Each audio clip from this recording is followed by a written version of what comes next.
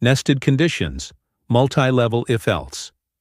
As workflows become more complex, there are scenarios where a single if-else condition may not be enough to handle all the possible decision points. This is where nested conditions, or multi-level if-else, come into play. Nesting allows you to embed one if-else condition within another, creating layers of decision-making logic that can address more detailed or complex criteria. In this chapter, you will learn how to implement nested if-else conditions to build workflows that respond to multiple levels of criteria. This enables you to control the flow of your automation based on a sequence of conditions, allowing for much finer control over your processes. Key objectives of this chapter. Understand nested conditions. You will be introduced to the concept of nested if-else conditions and why they are important for handling scenarios with multiple decision points. Nesting allows you to check multiple conditions sequentially, ensuring that more specific actions can be triggered based on increasingly detailed criteria. Explore the structure of nested conditions. Outer if-else condition. The primary decision point. If true, the next level of conditions can be evaluated.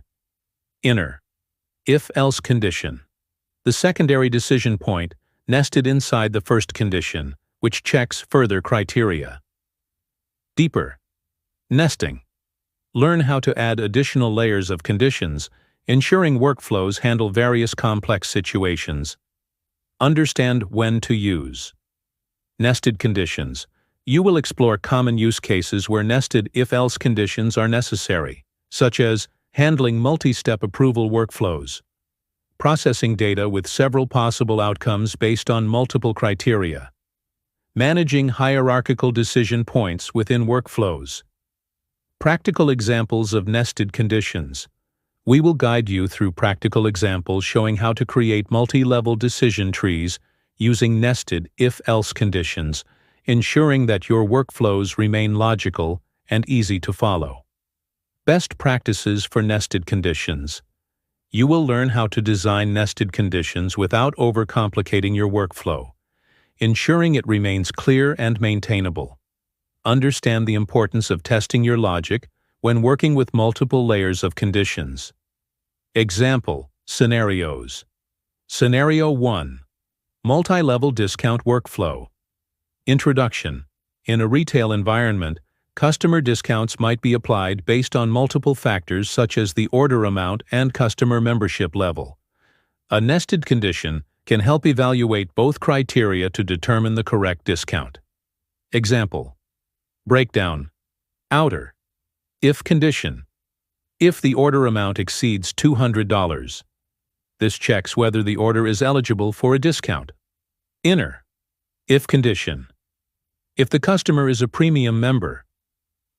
Once the order amount condition is met, we further check the membership status. Then action. Then apply a 20% discount. Else action. Else apply a 10% discount. Else action.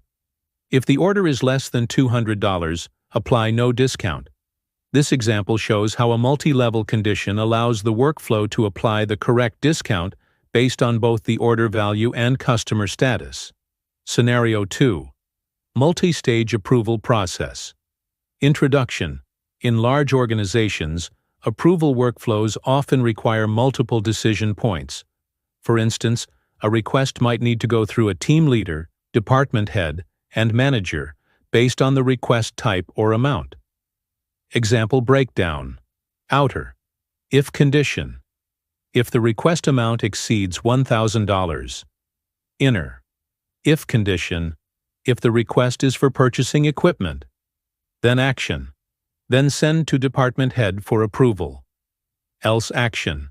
Else send to team leader for approval. Else action. If the request is under $1,000, it can be approved by the immediate manager. This scenario demonstrates how nested conditions can handle workflows that require approvals from different levels of authority depending on the type and value of the request.